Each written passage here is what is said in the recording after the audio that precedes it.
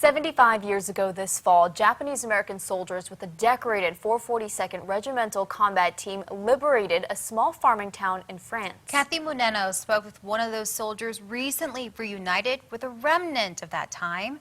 She has more on its remarkable journey from Europe to Seattle to Kaneohe in Kupuna life. So Albert, I think we found your jacket in France, and I hope it's yours.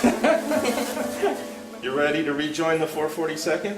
This is the first time Albert Nakama will see this Army jacket since the fall of 1944, when he was a 21-year-old soldier with the 442 L Company. So it was found near Bruyères on a farm.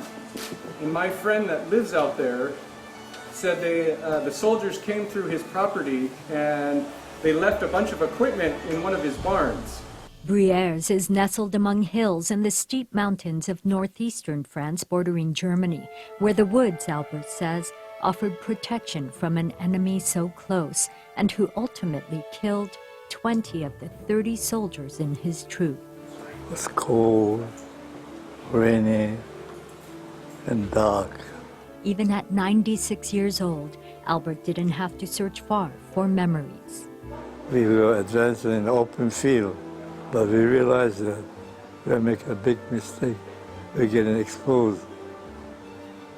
They shot at us because not to protect us. So we pulled back and rested for a while. Then we advanced into Bruyères.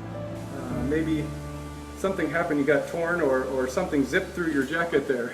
On his one night in Bruyères, Albert shed his jacket, this jacket, which 6 years ago was spotted by this man, Hervé. He and his wife are from Bruyères. He collects World War II items still found in his town and gives tours for Nisei veterans and their families.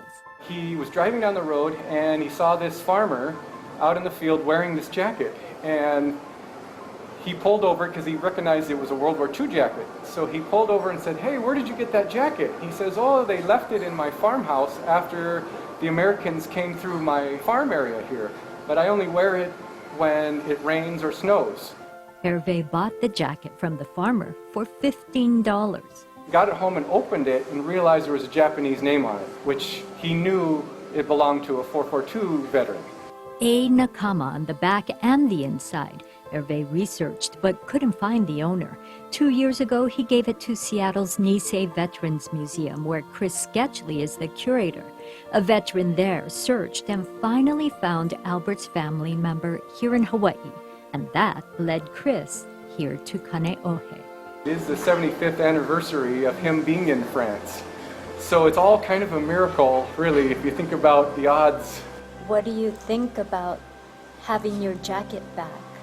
I don't think anything, because I don't think it's going to fit me anyway.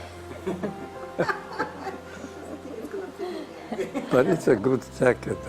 Albert doesn't remember losing the jacket and was skeptical it was his, but Chris says they couldn't find any other Nakama in the 442 and the A sealed the deal.